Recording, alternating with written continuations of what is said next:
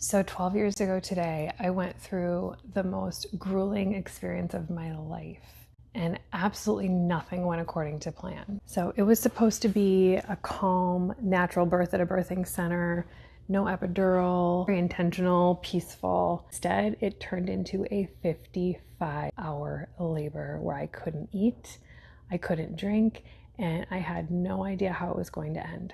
And weirdly, it taught me a lot about business. So I had a plan. I was going to deliver at a birthing center, no medication, very calm environment. And then the labor started, and immediately it was not that.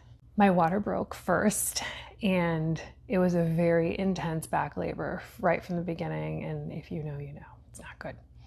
And it didn't stop, right? It just kept going. Hours turned into a full day, and then another day, more than 2 days, right? I couldn't keep food down. I couldn't keep water down. And at some point they gave me an IV just to keep me hydrated. And the whole time I'm still trying to stick to this plan, right? I'm just breathing through it, focusing, meditating, no medication. But there's a point where your plan just starts to feel irrelevant. So we got close to that 55-hour mark, and they were starting to talk about calling an ambulance, like not because anything specifically was wrong with me or the baby, but because it had just gone on so long and we couldn't see the end. And I remember thinking, like, this is not how this is supposed to go. And at that point, the plan is just completely out the window. But right when it felt like we were about to like shift everything, go to the hospital, everything changed. Right? And my body like just finally broke through. And within a very short period of time after that, he was here, healthy, perfect, and everything was fine.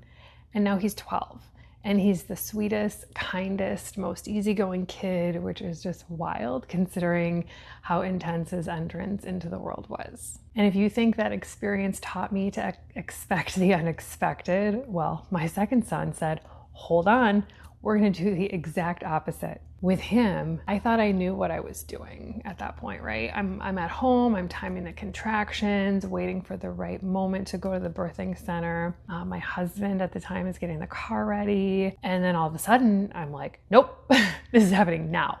There's no time to drive anywhere. So again, plan goes out the window, and he was born right there in our bed, delivered by his father. So we've got two completely different experiences here, right? One was long, drawn out, exhausting, where I had to endure way longer than I ever thought I could. The other was fast, chaotic, and completely out of my control.